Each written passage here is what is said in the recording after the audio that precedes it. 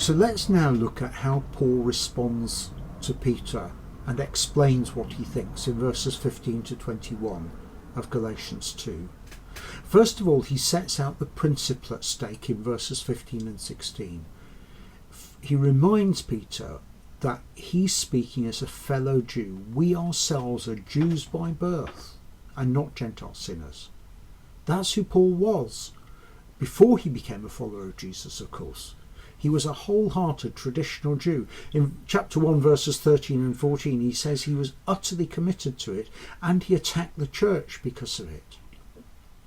But Paul reminds Peter that justification comes through trusting Christ and not works of the law. Verse 16. What does he mean? A person's justified. Justification is a law court image. There were no juries in courts in those days. It was the judge who decided the case.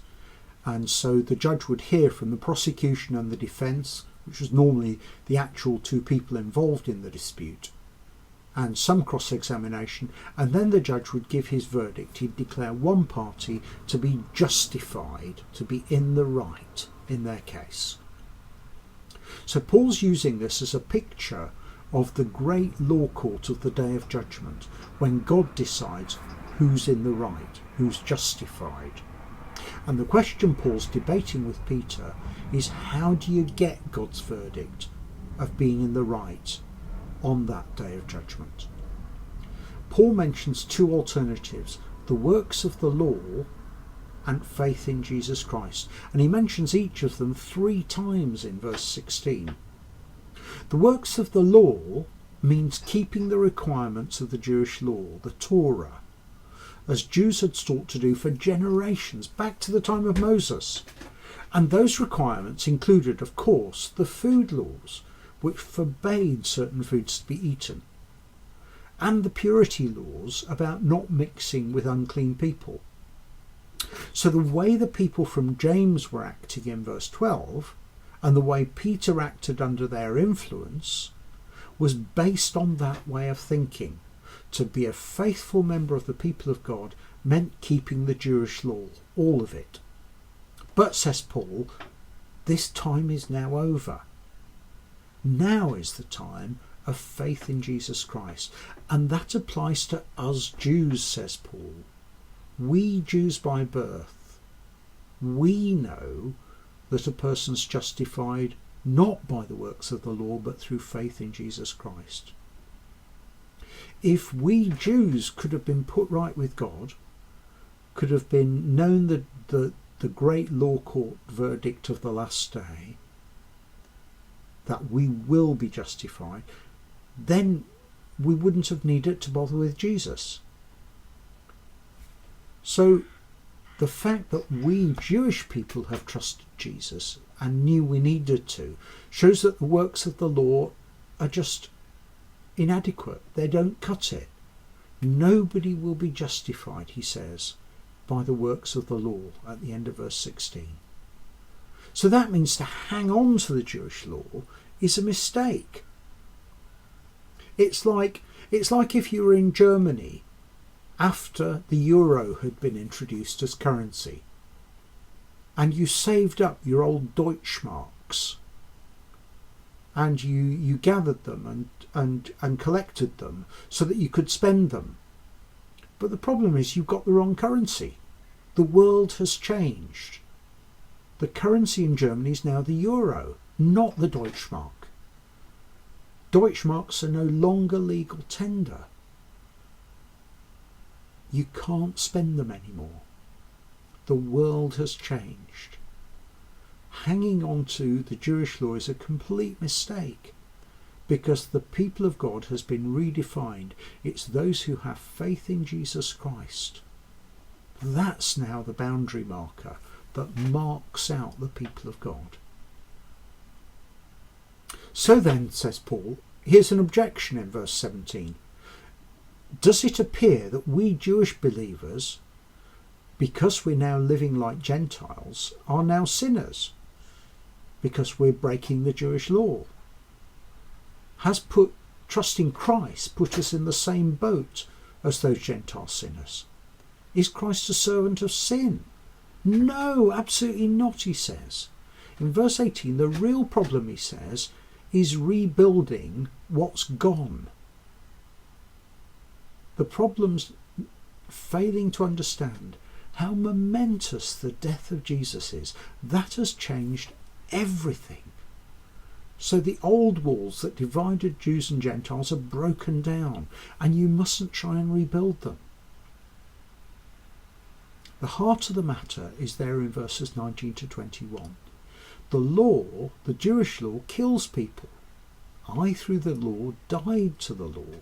It stands as an accusation against people from outside, speaking to them. It can't change hearts. It can't reshape them from the inside.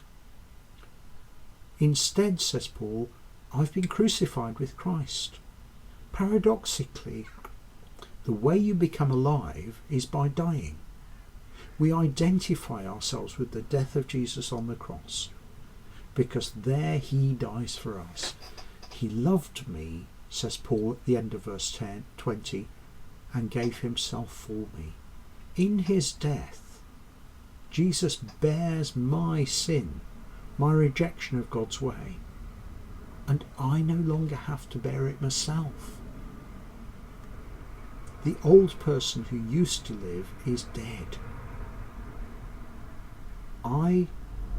It's no longer I who live. It's Christ who lives in me. The old person is gone. I'm a new person, living with Christ in me. And that's where the power for change comes from. Christ living in me enables me to live God's way. He transforms me from the inside out, whereas the law could only speak to me from the outside. And that's all God's generous gift to us. Paul says it's the grace of God in verse 21. People in the ancient world were careful about who they gave gifts to. You gave gifts to people who you thought were deserving or worthy of your gifts, and that created an obligation. They then owed you. Our modern idea that you give a gift and expect nothing back didn't exist till many, many hundreds of years later. In the ancient world, gift giving was for worthy people, and it created obligations. But God's giving is not like that. He is free and generous in giving to people who don't deserve his gifts. They're sinners. They don't want him to rule over them. And his gift creates the obligation, yes, to be as generous to others as God is to us. It obliges us to welcome people who are not like us, because God's welcomed them through Jesus. And so for Jewish believers like Peter and Paul, that meant accepting that God had welcomed Gentiles as his people on the same terms as Jews, only through trusting in the death of Jesus for them. So let's pull the threads together and answer our question that we began with. What marks us out as Christians? And the answer is three things. The first is that we are defined by the death of Jesus. Paul's pointing us to the heart of the gospel message. Christ died for us. He's the Son of God, verse 20, who loved me and gave himself for me. And that's crucial, because if the Jewish law was enough to guarantee justification, God's acquittal on the day of judgment, then, says Paul in verse 21, Christ died for nothing. But God's taken the initiative in giving his Son to die for us. Jesus' death is God's gracious gift, and that defines who I am. The most important thing to know about me is that Christ died for me. So the death of Jesus defines us. But that needs, secondly, our response. And Paul calls this faith or trust in Jesus 3 times over in verse 16. Faith isn't doing something, it's receiving something. It's the open hand that receives the gift God offers through the death of Jesus. It's saying with Paul in verse 19 and 20, I've been crucified with Christ. I'm no longer the one who lives. Christ lives in me. Following Jesus is then the way we now live. Verse 20 again, the life I now live in the flesh, in this physical body, I live by faith in the Son of God, who loved me and gave himself for me. I now live with Christ at the heart of my life, walking with him. And I can do that with confidence that the verdict of the day of judgment has been brought forward into the present. We can be confident of being justified then because of what Christ has done for us and because we've received his gift. It doesn't depend on us, and that's why we can be confident. And that puts us thirdly on an equal footing with each other. In the ancient world, the boundaries between Jew and Gentile were broken down as people trusted Christ and began to follow him. Grace, not race, is the critical thing for the Christian community. And Paul's going to spell that out in Galatians 3:28. No Jew or Greek, slave or free, male or female, all are one in Christ Jesus. None of us is more valuable than another. We're all equally loved by God because Christ died for us. God's grace defines who we are as a community. We are a community who belong to Christ through his death. And nothing is more important in defining who we are. Our identity is as people who have died with Christ and who have Christ living in us. Nothing's more important. Not our ethnicity, our family, our marital status, our economic status, our job, our social status. So the $64,000 question to reflect on is this: how do we express our identity as belonging to Christ, and therefore to each other as fellow believers in Jesus?